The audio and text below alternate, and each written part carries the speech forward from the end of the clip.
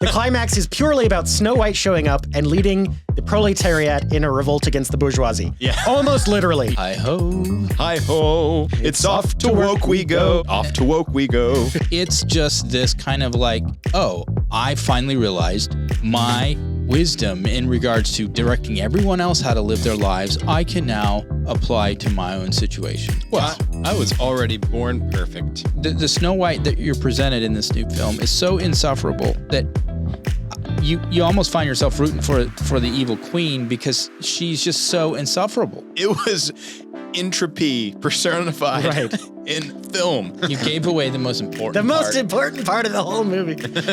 There's no important parts of this movie. Hello, and welcome to the Pop Culture Contrarian with Thomas, Sterling, and Andrew. Hello. Hey, guys. Our episode today is going to be about the most talked about movie of the year. Get ready. But first, make sure to like and subscribe. Hit that bell icon on YouTube so you know when we upload a video. Leave us some comments. We do read them. We've even done some episodes based on what the comments told us to do. So you have some influence there. And be sure to like and subscribe to the Patriot Post and visit the patriotpostshop.com for our merchandise. And that's how you can kind of financially support us if you'd like to. Buy some cool stuff. Buy some cool stuff. PatriotPostshop.com. Yeah.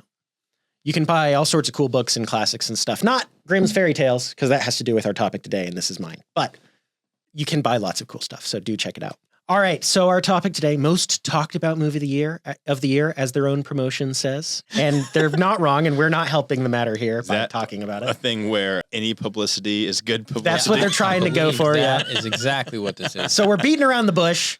The movie we're talking about is Snow White, 2025. Hi-ho. Hi-ho. Hi-ho. It's off to woke we go. Oh, nice. Yes. We should have prepared that. It's off to woke we go. There you go, Andrew. All right. So first note, this movie is Snow White, 2025. The original that they're basing it on is Snow White and the Seven Dwarfs. Oh, dear. I wonder if the children are... Oh! And it is, of course, Wait, I thought it was the 7 multicultural little people. Oh, right. I'm so sorry. I'm racist. I mean, this is supposed to be the live action version of that. At least that's what they initially led us to believe. And then, of course, they weren't going to do that. Well, that's kind of what they've been doing ever since, for the past decade, ever since Maleficent, which is even a little bit before this, and then Cinderella, 2015.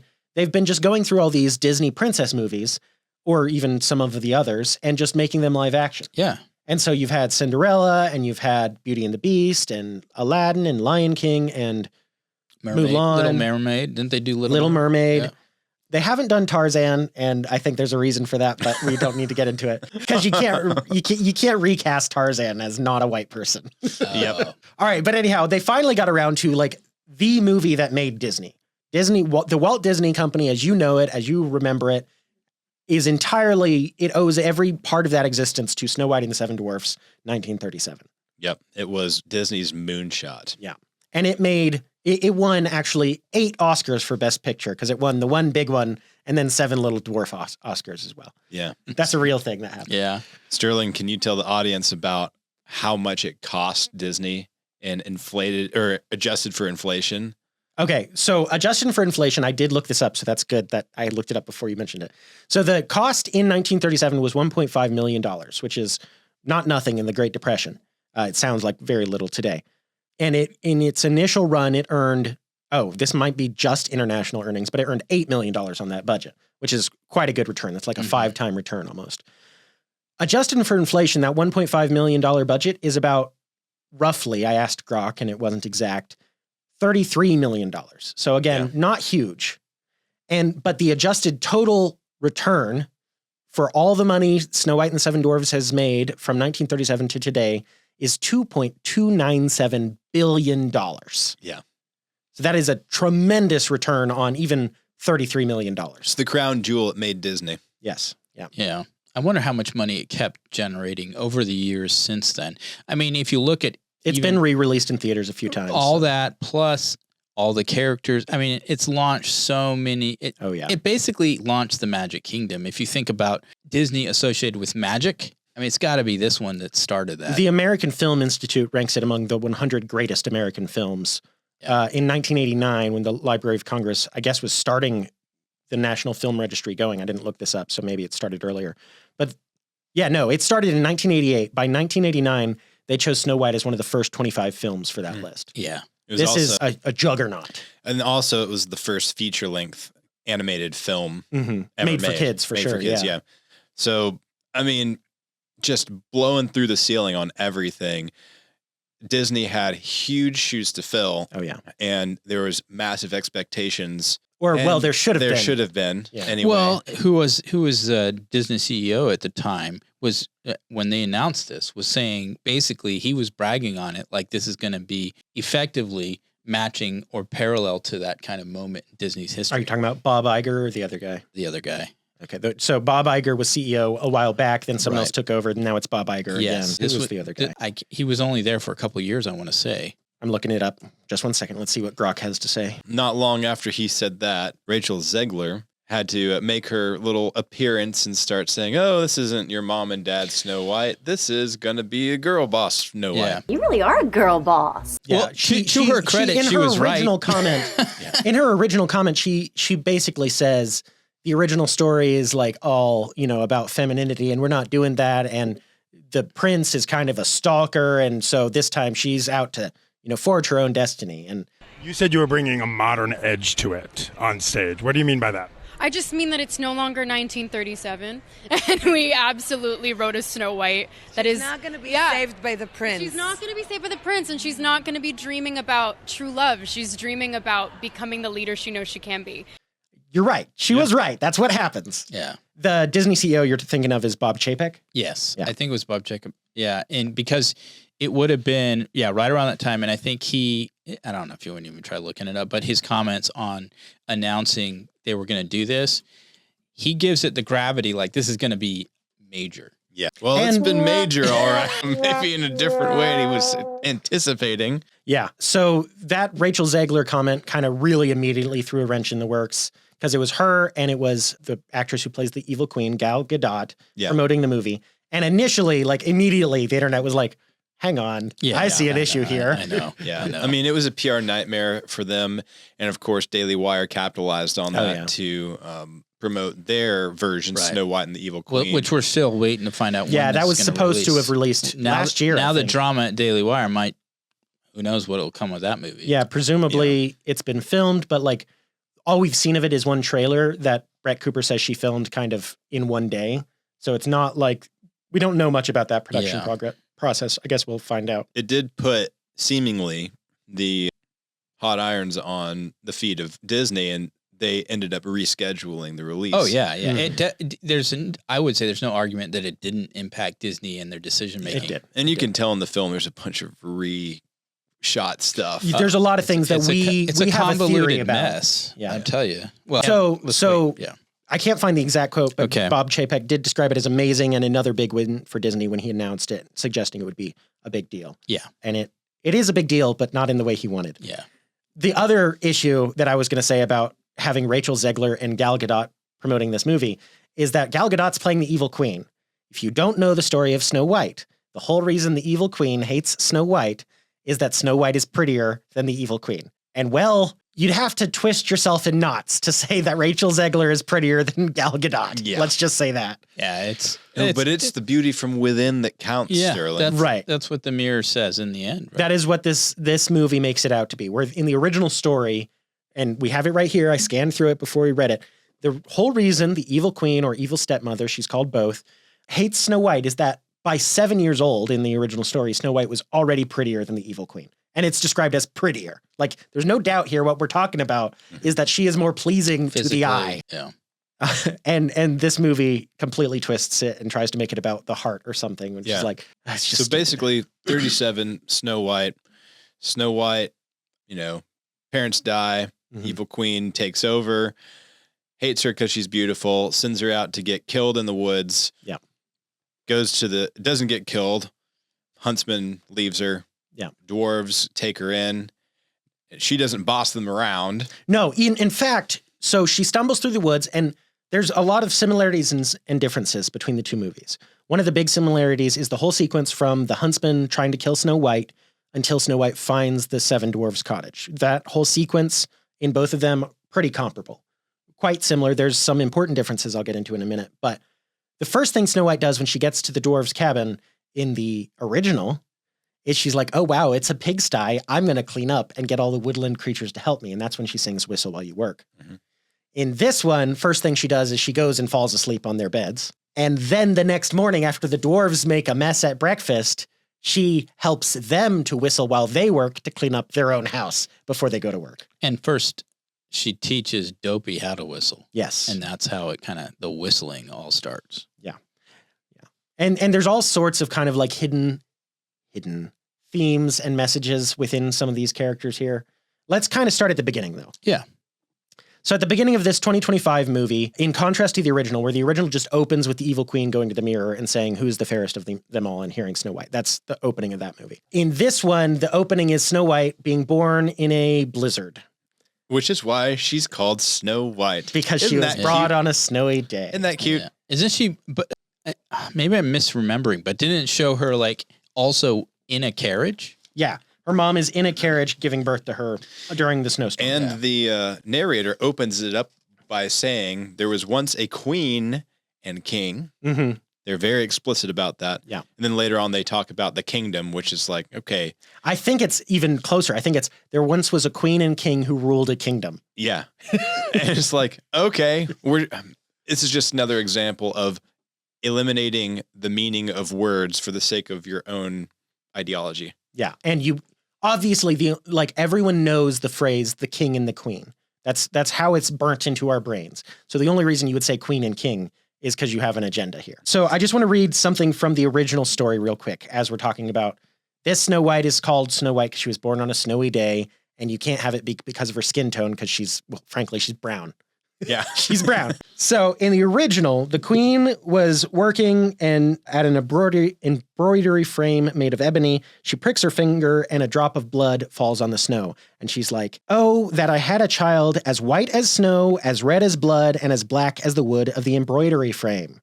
And then not very long after, she had a daughter with skin as white as snow, lips as red as blood, and hair as black as ebony. They get the lips and the hair right in this movie, at least, but they do not get the skin color right, which is explicit in the first or second paragraph of the Grimm's Brothers story. Yeah. And it's also explicit in the It 1937 is. film. They say that basically the same line.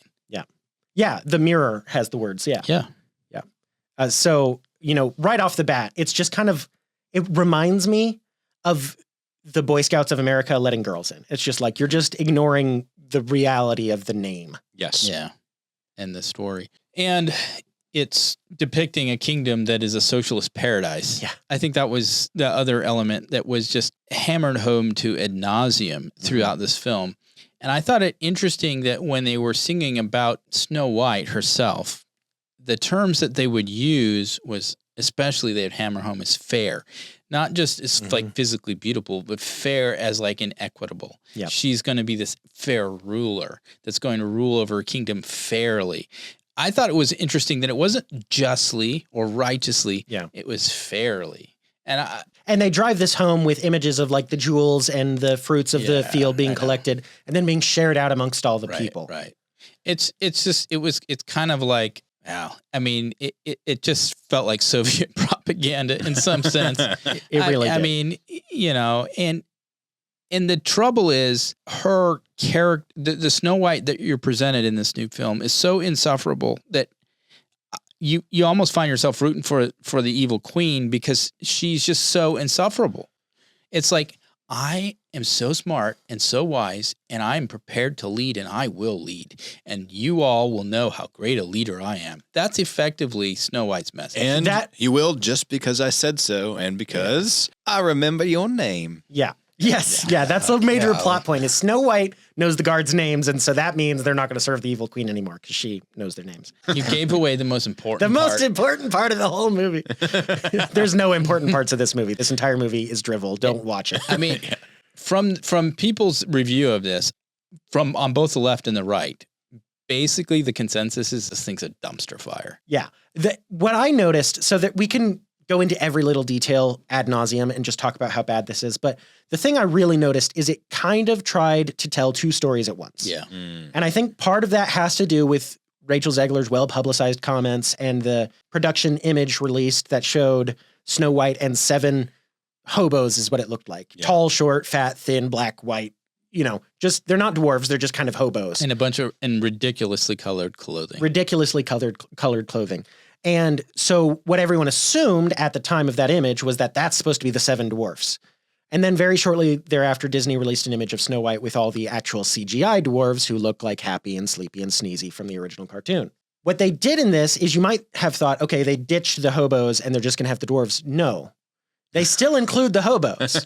So I don't know how this worked, if there was rewrites or if this was the plan all along. I can't imagine it was the plan all along. I can't either. But I think what ended up happening is you were supposed to have the dwarves be these 7 hobos, and people were like, no, we want the dwarves. And so they're like, all right, we'll insert the dwarves, but we're going to leave the hobos too. And the result is the dwarves are actually given much better characterization than these 7 random hobos that you don't know anything about. I think 2 of these hobos, besides their leader, who we'll get to in a minute, has any speaking lines. And one of the speaking lines is the same line 3 times in 3 different scenes where it's, I'm Yorick, the best crossbowman in all the land. And let's note this fact, too. He's the only one who's an actual dwarf. He is an actual, but he's not a dwarf. He's the only actor in the entire movie, a movie about 7 dwarfs, who was cast, who actually, suffers from midgetry or dwarfism or whatever you call it. Yeah, he's a little person. He's a little person. He's a little person. Literally a little person in a story about dwarves. And he's not one of the dwarves. Yeah. Oh, man. I thought what they were doing, I agree with you on this point. I don't think they were, we noted the name at the beginning. It's just called Snow White. Mm-hmm. The 7 dwarfs is not there. So that element, because everybody knows the original, they thought this was a remake of the original, just a live action remake. So everyone's expecting that story. Well, they weren't going to do that story until blowback came and everybody looked at the hobos and they said, what? That doesn't match the story. Yeah. And so then I think they went to do damage control. The funny thing about the stories, I think they were going to try to tell more of like a Robin Hood story with Snow White rather than the original Snow White story. Because if you think about it, these 7 hobos are actually they're literally freedom fighters. Freedom fighters. They're literally out of work actors that have gone into the woods and have become bandits to survive. Yeah. And they're even fighting in the name of the king. So you're right. It's very similar to Robin Hood. Yeah. Yeah. And it's also similar to Tangled. Yeah. Yeah. It is kind of the love interest is certainly similar to Tangled over. So let's get to that. But real quick, I think the version that they were trying to make before the blowback, if we're right about our hypothesis, would have been better than this. Oh yeah. Yeah. This thing was just terrible. Yeah. So, okay. Now the love interest. So in Tangled, the love interest is a guy named Flynn Rider. He's this criminal vagabond, but he's dashing and he, is really pretty successful and good at what he does. In this, the love interest is Jonathan. Who's not royal, by the way. He's no Prince Charming. He's no prince. He doesn't really seem to have anything to offer Snow White. He's not even charm. He's an out of work actor who's like trying to survive as a bandit. Who lies to her right off the bat and needs her help to free him from the evil queen's clutches. And then the one like heroic action he has is at one point he takes a crossbow bolt for Snow White. So good for him. Good job. That is literally, greater love has no man than this. But it really was shoehorned in. It did not feel natural or organic in any way. Yep. They could have even saved this film if they'd actually had him die from that rather than have him like a little bit. It might have been better. Yeah. It's hard to do worse. Like, I'll say that. Obviously, we're spoiling it because we usually give our ranking at the end. Yeah. We do not like this movie. Yeah. But we'll give the ranking. Don't worry. But I went in expecting it, based on Rachel Zegler's comments, to be woke nonsense and just a bad movie. But I actually, foolishly, I guess, thought they would, one, characterize the characters. So the characters are actual people instead of just someone standing around in the background. 2, have good choreography and music.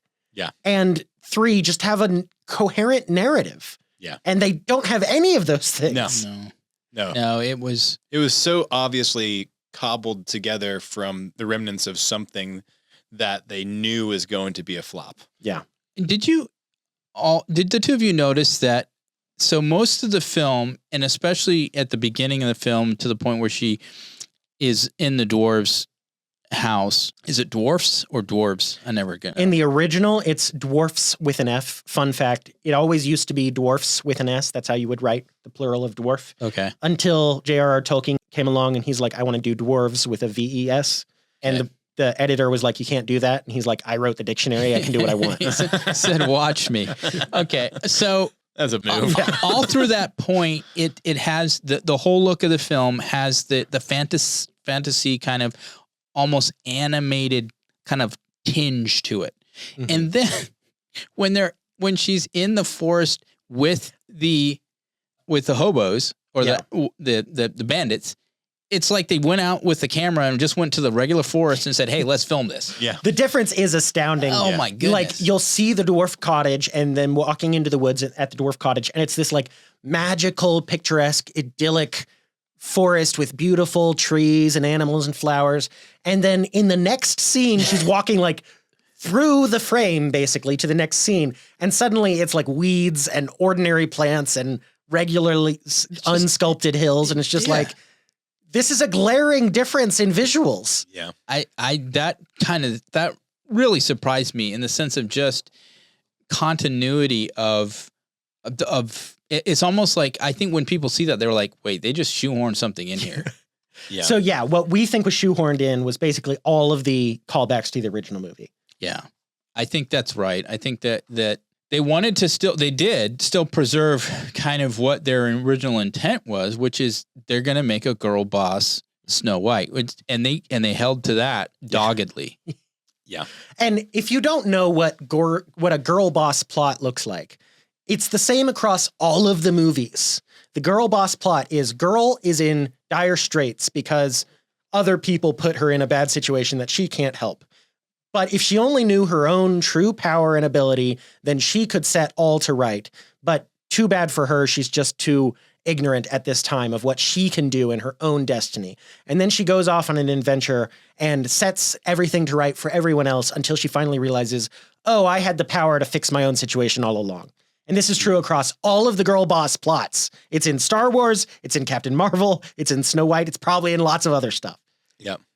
And it's one of the most insufferable storylines you'll ever run across. It is just nauseating because the person doesn't actually develop or even actually really find out who they are. It's not like a real true journey of self-discovery. Right. It's just this kind of like, oh, I finally realized my, wisdom in regards to directing everyone else how to live their lives. I can now apply to my own situation. Well, I was already born perfect. yeah. That is almost essentially what it is because literally, maybe y'all disagree with me here, but I think if Snow White had pulled her big climactic hero move at the end of the movie, just at the beginning of the movie, it would have worked out exactly the same. Oh yeah, there was nothing to change the the way you put that. The only difference being she supposedly now realizes she can do that. Yeah. Yeah.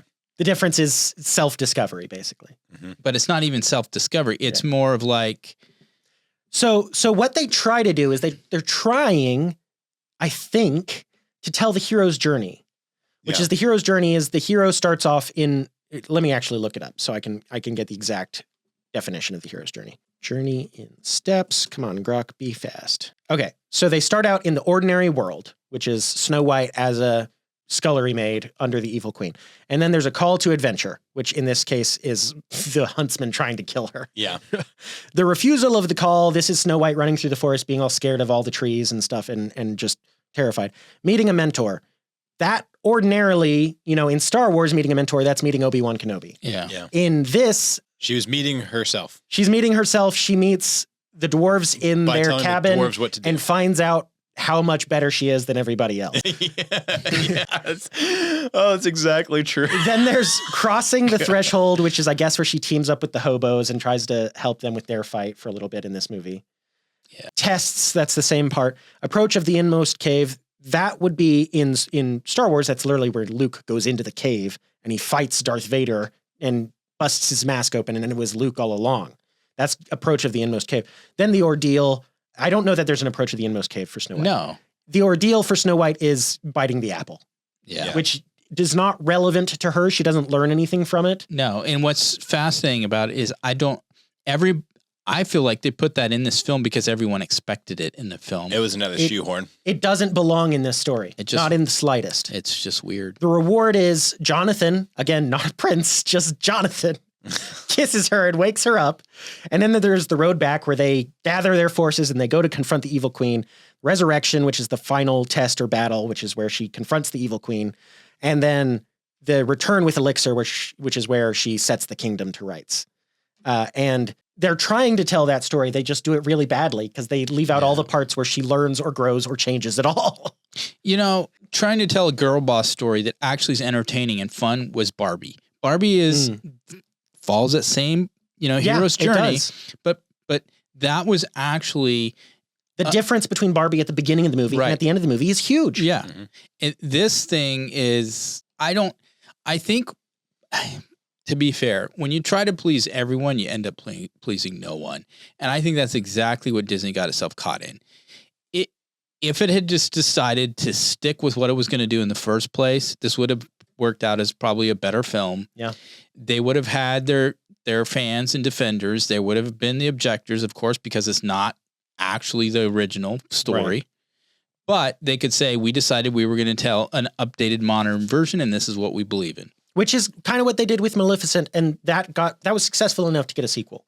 Yeah, so I think they got spooked off of the fact that this story, the original story, is so beloved by Disney fans from old to young that this, of all the Disney movies, if you're going to go into this one and really start monkeying around with it, you're going to get a lot of pushback. And that's exactly what, when people started seeing and hearing what this thing was going to look like. And heard the actress who owes everything to the 1937 throw the movie original one under the bus. Talk about how terrible and bad a story it is. It's like, how dare you? Yeah. We love that movie because it's a classic, because it literally helped shape the next few decades of American culture. Right. And so I think they got a little spooked and decided, well, we got to somehow fix this. And if it took, if what, as we suspect, all the CGI that was put into it for the dwarves and everything, if that had to come after this, that's why it took them another year to get this thing out, because they had to do that. Yeah.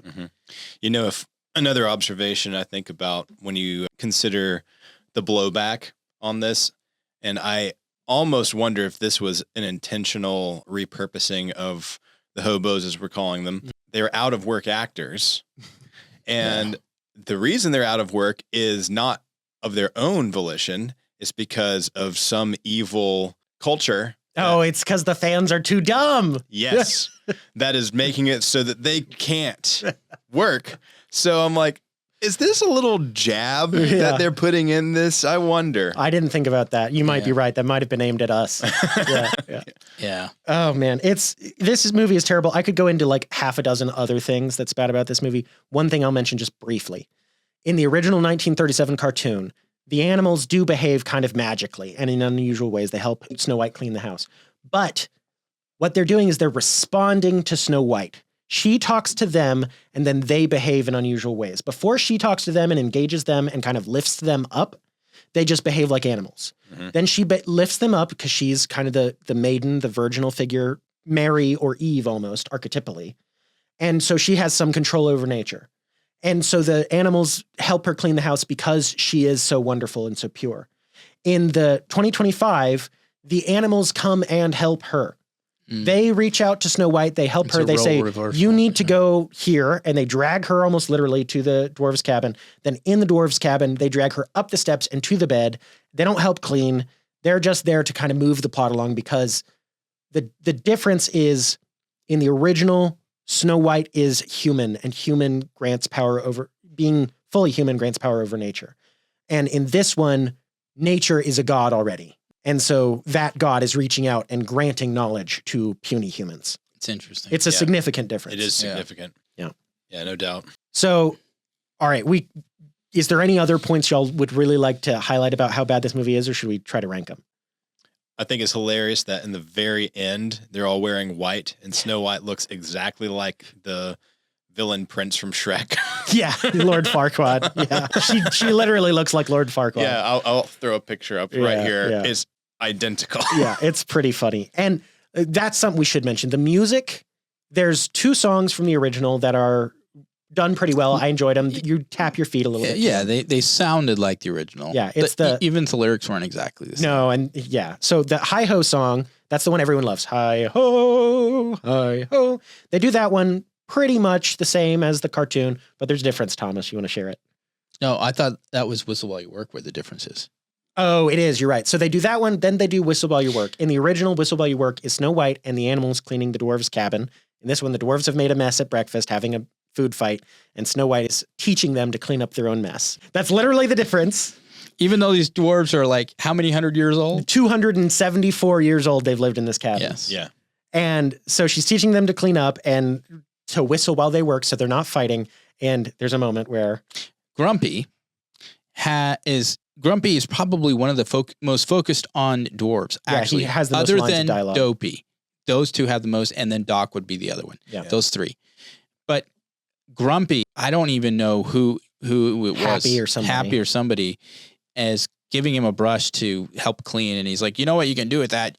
You can stick it where the sun don't shine. You know, and it's like, this is a kid's movie. Yeah. I don't recall that being in this song. Yeah. Right. Yeah. It's completely out of place. And it's kind of, Disney does do this thing where they'll try to insert jokes that'll go over kids' heads, but adults will chuckle at. You have that in many places in older movies, but it's done better. Yeah. This is not very subtle. No. Your kid's gonna turn to you and say, what does that mean? Yeah. I mean, that was so crass for a children's movie in a song, nonetheless, because that's what is even more memorable when you're singing along and everything. That was just, I was just really, really surprised, honestly. Yeah. I'm now, there's not too many things that surprised me in the movies. That surprised me just because of the context of what this is supposed to be. Right. Yeah. I also thought it was hilarious that in the end, Dopey is the narrator. Yeah. I know. Dopey learns to talk throughout this movie because his not talking was because the other dwarves were mean to him or something. Yeah. He learns to not only talk, but whistle. Yeah. And I don't recall anything like that, but maybe there was something like that in the original. I watched it. So, I mean, it's just, in the original, Dopey's just Dopey. He's meant to be like, a pretty young dwarf compared to the others, pre-adolescent, probably maybe early adolescent. And so he's Dopey because he doesn't know what he's doing yet. Right. It's not that he's inferior or lesser. He just doesn't know what he's doing yet. Untrained, and he's going to be good and just as good as the other dwarves once he's trained up. yeah. And as far as the look, this is one thing I'll give the movie. The CGI on the dwarves, even though it's supposed to be live action. Yeah. The CGI is actually done well on them. I thought they looked, they still look CGI animated, but it was quality. It's pretty cool. Yeah. So music-wise and visuals, like the visuals are pretty good, except for, as we mentioned, those scenes where it's just like suddenly a normal forest and you're like, hang on, that doesn't match. Yeah. But the visuals are pretty good. Otherwise, the jewels, you believe, are jewels. And especially when the dwarves are mining, it's a very fun sequence. The music, the Hi-Ho song and the Whistle While You Work song, those are great songs. Very well composed. The other songs are just, and the dancing, it's not even dancing. It's throw your arms up, brings your arms down, throw your arms out, bring your arms in, lift up your knees real high, and then go. It's not even words. It's like Greatest Showman kind of stuff. Right. But not even that, because not as good as that. They actually have something to say. This is the greatest show. Right. Okay, so shall we rate it according to our ranking guide? Yes. And just, sorry, real quick before we get to that. The climax of the movie has nothing to do with Snow White eating the apple and True Love's first kiss. Right. It has nothing to do with that. Yeah. The climax is purely about Snow White showing up and leading the proletariat in a revolt against the bourgeoisie. Yeah. Almost literally. Yeah. That's the climax of the movie. Just, okay. And then the queen undoes her own self through being evil and stuff. And they win because basically Snow White just says, "You're mean. I'm going to rule now." Right. And I know the names of the gods. I know the rule of all the proletariats, so yeah. They're going to follow me. It's horrible. Okay. Ranking them. Yes. So our 5 criteria for rating, sorry, we really anti-woke prepared on is the this first one. How anti-woke is this one? Yeah. So it's woke, anti-woke meter. Yep. So hang on. Anti-woke, a 10 would mean it's not woke at all. Yes. 0 means it's very woke. woke. Yes. I'm giving this a 1. Yeah, I'll give it a 1. That's across the board. There's a 1. There was so much. It so was much chock woke. full of woke undertones. I got a kick out of the sheer level of racial diversity of this little town. Yeah. Yeah. That In Europe. literally, there's 4 guards in one scene. One is white, presumably by accident. He's white. One is black. One is Latino of some kind, and one is Asian. 4 guards. Yes. There must be some complex trade routes to this Yeah. little backwoods castle in Europe. Right. Yeah. Oh my gosh. It's no good. All right. So it's a 1 on the woke meter from all of us. IQ, how well written is it? I think it's a 1. I'm not kidding. I'm gonna have to agree with you. I'll go with a 1 on this It's one. 2 almost contradictory plots that they try to weave together and they fail at both. I don't know. It was a backpedal. It was entropy personified Right. in film. It's so bad in storytelling that, I mean, I do think young enough kids will enjoy it just because they're more motivated by the imagery and the songs and stuff. They'll probably enjoy it. But not as much as they'll enjoy a much better children's movie. Oh yeah. I'm just saying that, you know, when you're not looking for story and you're just looking for certain elements or details, it gives you that, but it doesn't give you story. Not even close to satisfying. No. All right. So did we all agree on 1? We're all 1s. So so far it's scoring a perfect 1. Yeah. Artistic value, aesthetic appeal. It's a little bit better on this. Yeah. There are some pleasing visuals. Yeah. I'll give it a 5. I'll give it a 7. Because I like the CGI. It's pretty well done CGI. You know, say one thing for even the worst movies coming out these days. Visually, they're done pretty well. I think that's its strongest thing. I would probably give it a 7 as well. I think Okay, let's just keep it even. I'll do a 7 as well. Okay. So that's its So all our scores are the strongest same so far. characteristic is right there. yeah. Entertainment value. Oh my goodness. 0. 0 or 1. I'm going to say 1. I'm going to keep away from 0 just because that Yeah. might be hard to calculate. Okay, we'll go with 1. Just there were scenes in this where Thomas and I turned to each other and were like, can we just move on to the next scene? Yeah, yeah. It was like you get bored so fast. You're like, okay, I'm move along. Just like give me more of the movie. I'm not saying I'm going to walk out, but just give me the next thing because this is going on too long and there's nothing interesting here. It would have been if it was intentionally supposed to be bad for comedic value. It would have worked maybe, but it was just. I'm serious. This was so bad. It was just like sometimes I'm like, am I watching an SNL skit that's mocking It's this so movie? bad, guys. Yeah. So a 1. The Ones. CGI is the only thing that makes you think this isn't a mockery of a movie. Yeah. Yeah. So we all agreed on 1 for Well, artistic yes, value. yeah. Okay. Legacy score. Is this a film we'll be talking about in 10 years? Only to reference as what not to do. Yeah, in the only movie. as like, you remember that train wreck? Yes. Yeah, I'll give it a 5. Really? I think Maybe. that's high. I Maybe think it's high. maybe a 3. I think it at most a 3, probably a 2. I think the biggest impact this movie is going to have is it's going to end this kind of movie. That's Well, kind of sad. So in too. terms of legacy, that's kind of an anti-legacy. I'm not giving it above a 1, I don't think. Yeah. Yeah, I'm giving it a 3 because I think it will be referenced maybe. That same idea. I think it will be referenced insofar as remember that train wreck. Right, but I agree that it'll be remember that train wreck, but I just think it'll be a cautionary tale. It won't It won't. have influence on future movies But in a that is- positive direction. That is a legacy. Yeah, it is Okay, a legacy. all right. It will be. It won't even be though as influential as like Waterworld. Right. Yeah, that's true. Yeah. I think very likely this will be brushed under the rug and they'll just ask you to remember Snow White 1937 instead. Okay. You know what it would behoove them in a couple years just to do an update of the literal movie. Maybe they have already, and just re-release that one. I mean, you could almost, with the footage they've got, just do a cut that's much closer to the original movie. That's true. I mean, You still have the problem of Snow White is not white. no. I think you could. Like, okay, this is something that's worth addressing because Okay. the argument is that it doesn't matter what race you cast as long as you're picking the best actor for the job. And generally, most people seem to buy that argument. I'm not saying agree with it, but they buy it. Yeah. It's like, okay, it doesn't matter super what race someone is as long as they act the role well. And then you get to historical figures and people are like, well, hang on, we know differently. And even then people are like, who cares? You can have Cleopatra be black. I don't care that much. When the character in the name of the character describes the skin color of the character, then if you're casting anyone who doesn't have that skin color, you're not picking the best person for the job. You just aren't. Yep. Yeah.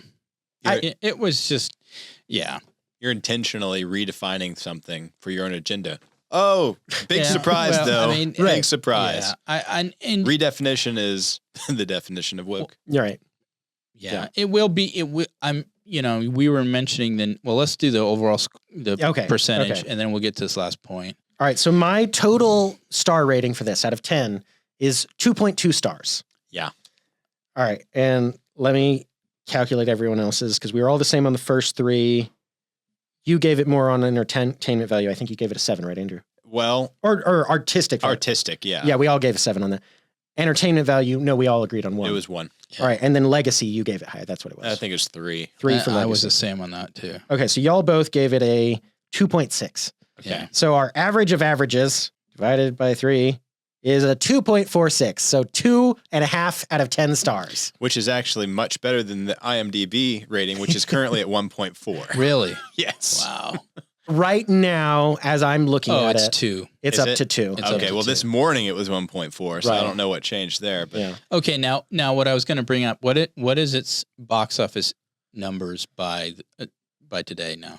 So as of today, worldwide, including domestic, it's at, I think, 84 million. I don't know why it disappeared on me. $87.3 million is how much it's made in its opening weekend. 43 at home, Okay. 44 abroad. Now to break even, it's With it- going to have to probably hit 400. I think the official reported budget, it was 250, right? it might be 240, but Okay. yeah, it's up there, But then you've got marketing and everything. So which is usually about double. Oh, no.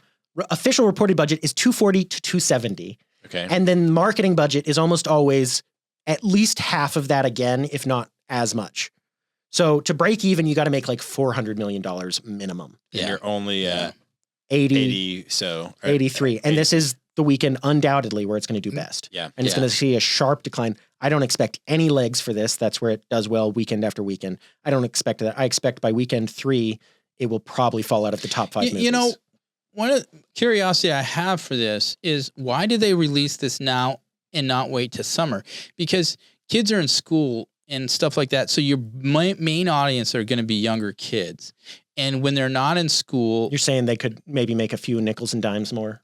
I think they could have probably made more if they'd released this in the summer because kids during the middle of the week and stuff like that, hey, parents are like, well, let me just take them to the Snow White. They'll, watch this. Right now they're in school. So the only time they're going to go to this is on the weekends. And, if it's getting poor ratings anyway, how motivated are parents going to be to take their kids to this thing? So the thing you're not factoring, there's a couple things you're not including. Okay. One is there's just kind of like tradition about how you release movies like this or any movies at all, really. Which window goes to which kind of movie.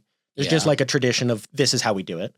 But there's also an aspect of how much is this going to damage our brand. And if you release it in March and it's a flop, well, it released in March. It's not that big a deal. If you release it in July and it's a huge flop, everyone's paying attention. You had more people come out to see it. And so word of mouth is going to be even worse because all the adults are going to be like, that was horrible.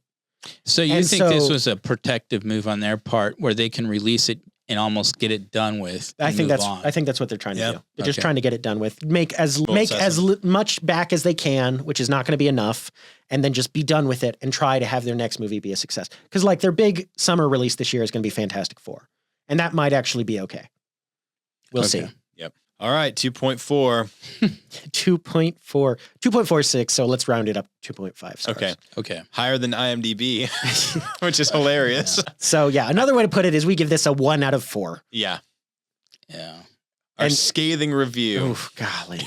Yes. Hopefully this is the worst movie we ever review. I sure hope so. Oh, I hope so. It was a rough one. All right, that's all we've got to say about Snow White. 45 minutes of it. Oh my gosh. All right, we've been the Pop Culture Contrarian with Thomas, Sterling, and Andrew. We're brought to you by the Patriot Post, which is the oldest conservative news digest on the web. It's right and it's free. Be sure to like and subscribe. And we'll see you next week. Bye. Bye. See you guys.